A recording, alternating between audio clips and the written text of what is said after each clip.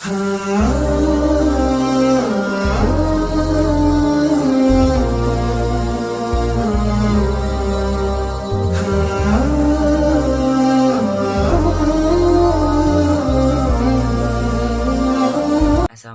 warahmatullahi wabarakatuh. Perkenalkan, nama saya Riki Surya Putra dari Ilmu Pendidikan Agama Islam tahun 2018 Universitas Pendidikan Indonesia. Dalam video kali ini yang bertujuan untuk memenuhi syarat UAS Tafsir Tarbawi yang diampu oleh Dr. Aam Abdul Salam MPD dan Dr. Cucu Surahman MAG MA. Alhamdulillah, dalam video kali ini saya akan membahas terkait pengertian pendidikan Islam dari istilah tarbiyah, ta'lim, tazkiyah, dan ta'lim. Tetapi kali ini saya akan menekankan terkait pengertian ta'lim. Perkataan ta'lim secara bahasa pula diketik dari kata dasar alama ya'limu ta'liman. Secara rinci mempunyai makna dasar, yaitu berasal dari kata alama ya'malu yang berarti mengeja atau memberi tanda. Dari kata dasar alama ya'lamu yang berarti mengerti, mengetahui sesuatu atau memberikan tanda. Kemudian konsep taklim atau pembelajaran mengandung makna interaksi yang melibatkan berbagai pihak. Sesuai dengan maknanya, konsep tersebut melibatkan mu'alim, pengajar, mu'allam, pembelajar, ma'datu ta'lim, materi pembelajaran, dan al-ta'lim, dan gardatu al-ta'lim atau tujuan dan sasaran. Sekalipun bersifat implisit, istilah ta'lim juga tidak ditemukan gitu dalam Al-Quran secara eksplisit. Akan tetapi dalam surat Al-Baqarah ayat 31 yang berbunyi A'udzubillahi minasyaitonirrajim, Bismillahirrahmanirrahim. Wa lama adama asma'u kullaha thumma aradahum 'alal malaikatihi faqala anbi'uni bi asma'i haula in kuntum shadiqin. Yang artinya, dan dia mengajarkan kepada Adam nama-nama benda seluruhnya, kemudian mengemukakan para malaikat lalu berfirman, sebutkanlah kepadaku nama benda-benda itu jika kamu memang benar orang-orang yang benar. Kemudian dalam hal ini taklim sebagai proses transmisi berbagai ilmu pengetahuan pada jiwa individu tanpa adanya batasan dan ketentuan tertentu. Namun berbeda dengan Quraisy Shihab ketika mengartikan kata yu'alimu yang terdapat pada surat Al-Jumu'ah ayat 2 dengan arti mengajar, yang intinya tidak lain kecuali mengisi benak anak didik dengan pengetahuan yang berkaitan dengan alam, metafisika, serta fisika. Kemudian menurut Abdul Fattah, konsep-konsep pendidikan yang terkandung di dalamnya adalah sebagai berikut. Pertama, taklim adalah proses pembelajaran terus-menerus sejak manusia lahir melalui pengembangan fungsi-fungsi pendengaran, penglihatan, dan hati. Senada dengan Quran surat An-Nahl ayat 78 yang berbunyi A'udzubillahi minasyaitonirrajim. Wallahu akhrajakum min butuni ummahatikum la ta'lamuna syai'in wa ja'ala lakumus sam'a wal absara wal af'idah la'allakum tashkurun. Dan artinya, dan Allah mengeluarkan kamu dari perut ibumu dalam keadaan tidak mengetahui sesuatu, dan Dia memberikan kamu pendengaran, penglihatan, dan agar hati kamu bersyukur. Pengembangan fungsi-fungsi tersebut merupakan tanggung jawab orang tua ketika anak masih kecil. Setelah dewasa, hendaknya orang belajar secara mandiri sampai ia tidak mampu lagi meneruskan belajarnya, baik karena itu meninggal ataupun karena usia tua renta. Kata ta'lim dalam Al-Quran menunjukkan sebuah proses pengajaran, yaitu menyampaikan sesuatu berupa ilmu pengetahuan, hikmah, kandungan, kitab suci, wahyu, sesuatu yang belum diketahui manusia, keterampilan membuat alat pelindung, ilmu laduni atau ilmu yang langsung dari Allah, kemudian nama-nama atau simbol dan rumus-rumus yang berkaitan dengan alam jagat raya, dan bahkan ilmu terlarang seperti sihir. Kemudian ilmu-ilmu baik yang disampaikan melalui proses taklim dilakukan oleh Allah Subhanahu wa taala, malaikat, dan para nabi. Kemudian dalam pendidikan dapat diklarifikasikan kepada 4 bagian. Yang pertama, Allah sebagai pendidik, yakni pendidik bagi seluruh makhluk yang ada di jagat raya ini. Kedua, malaikat sebagai pendidik, yakni pendidik bagi nabi dan rasul ketika menyampaikan wahyu ilahi. Ketiga, rasul dan nabi sebagai pendidik, yakni pendidik bagi seluruh manusia yang disampaikan oleh Jibril berupa wahyu dari Allah dan diajarkan oleh para nabi dan rasul kepada umatnya. Kemudian, kata taklim banyak dijumpai di dalam Al-Quran dan Sunnah. Di antaranya taklim digunakan oleh Allah untuk mengajarkan nama-nama yang di alam jagat raya kepada Nabi Adam alaihissalam. Kemudian terkait mengenai manusia tentang Al-Quran dan Bayan, Quran surat Ar-Rahman, mengajarkan Alkitab, Al-Hikmah, Taurat dan Injil, Quran surat Al-Maidah ayat 110.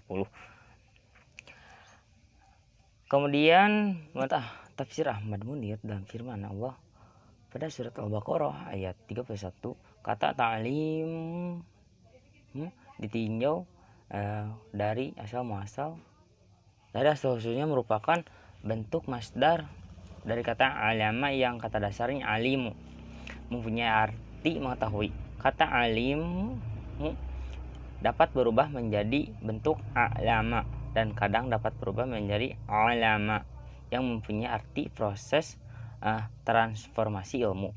Hanya saja kata alama yang bermasdar alama dikhususkan untuk menjelaskan adanya transformasi informasi secara sepintas. Sedangkan kata alama yang masdarnya berbentuk taklim menunjukkan adanya proses rutin dan terus menerus serta adanya upaya yang luas cakupannya sehingga dapat memberi pengaruh pada muta'alim atau orang yang belajar. Kata ta'lamu mempunyai adanya sentuhan jiwa. Hal ini ditunjukkan pengajar yang dilakukan oleh Allah kepada Nabi Adam untuk menyebutkan nama-nama benda. Mempunyai makna bahwa Allah menjadikan Adam dapat mengucapkan dan memberi nama sesuatu sebagai hal tersebut telah diajarkan kepadanya. Kemudian Muhammad Naqwid Al-Attas mengartikan taklim dengan pengajaran. Bila taklim disinonimkan dengan tarbiyah, maka taklim mempunyai arti pengenalan tempat segala sesuatu dalam sebuah sistem.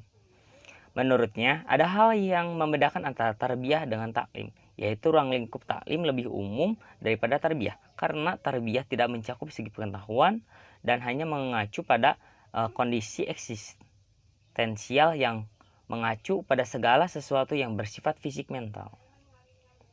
Kemudian menurut Abdul Fattah Jalal, taklim merupakan proses pemberian pengetahuan, pemahaman, pengertian, tanggung jawab sehingga diri manusia itu menjadi suci atau bersih dari segala kotoran sehingga siap menerima hikmah dan mampu mempelajari hal yang bermanfaat bagi dirinya, yaitu baik berupa keterampilan dan hal lain.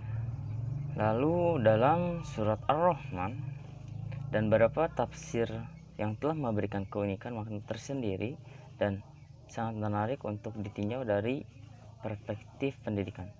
Dalam surat ini terdapat dua konsep taklim yang sangat komprehensif, yaitu taklim Al-Quran dan taklim Al-Bayan. Sebagai ilustrasi dari operasional taklim tersebut ditampilkan berbagai fenomena alam seperti matahari, bulan, tumbuhan, dan lain-lain. Keunikan penciptaannya, berbagai nikmat dan anugerahnya baik konkret maupun abstrak. Yang tidak kurang menariknya bahwa dalam proses taklim ini Allah tidak hanya menunjukkan media-medianya, matahari, bulan, dan lain-lain, melainkan Allah membimbing manusia dengan menunjuk nilai-nilai yang perlu menjadi perhatian manusia dalam proses belajarnya. Antara lain nilai empirik atau bihusban, logical transcendental yaitu yasjudan, kemudian spiritual, aktual, dan seterusnya. Yang paling menarik untuk kita kaji yaitu yang dipastikan memiliki situasi psikologis yang sangat mendalam dari perspektif edukatif adalah adanya pengulangan pertanyaan retorik yang sangat menggebrak dan menyentuh, yaitu ayat Fabi ayyi ala'i rabbikuma tukazziban. Pengulangan ini sangat mengejutkan, mencapai 31 kali pengulangan, dan jelas harus mengundang perhatian siapapun yang beriman untuk mengaji dan memahami pesan-pesan baik yang tersirat maupun tersurat. Ini merupakan salah satu contoh situasi komunikasi edukatif atau psikologis yang dapat diungkap dari konsep taklim. Dalam surat Ar-Rahman ini, sistematika Al-Quran yang sangat aneh dan asing dalam perspektif sistematika penulisan yang dikenal oleh manusia memungkinkan membuka hubungan makna yang dinamis antara konsep-konsep yang terkandung di dalamnya. Kemudian konsep taklim di suatu tempat akan memiliki hubungan yang erat dengan konsep taklim di tempat lain. Hubungan yang paling dekat antara konsep-konsep tersebut terletak pada situasi komunikasi edukatif yang hidup di dalamnya. Dengan demikian, kata taklim dalam Al-Quran menunjukkan sebuah proses pengajaran, yaitu menyampaikan sesuatu berupa ilmu, pengetahuan, hikmah, kandungan kitab suci, wahyu, sesuatu yang belum diketahui manusia, keterampilan membuat alat, ilmu laduni, nama-nama atau simbol dan rumus-rumus yang berkaitan dengan alam jagat raya, dan bahkan ilmu terlarang seperti sihir. Ilmu-ilmu itu baik yang disampaikan melalui proses taklim dilakukan oleh Allah Subhanahu wa taala, malaikat, dan para nabi. Konsep taklim tersebut mengandung paradigma yang mampu melihat alam semesta secara keseluruhan. Sedikit menjelaskan terkait perbedaan antara tarbiyah, taklim, tazkiyah, dan ta'dib. Tarbiyah terbatas pada pemeliharaan dan pengasihan anak manusia pada masa kecil. Konsep tarbiyah yang ditonjolkan adalah kasih sayang dan bukan pengetahuan.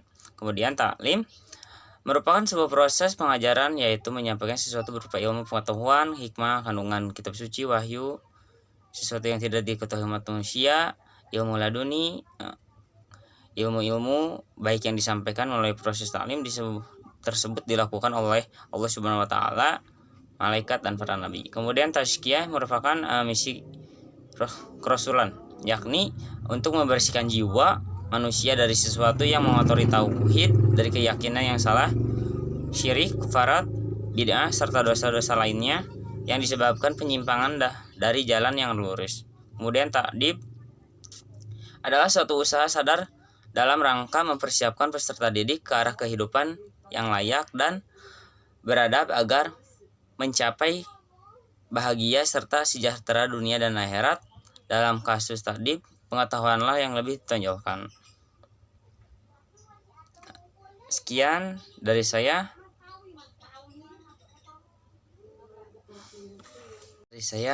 Mohon maaf bila ada salah kata, karena kita juga masih belajar, mohon dimaafkan. Wassalamualaikum warahmatullahi wabarakatuh.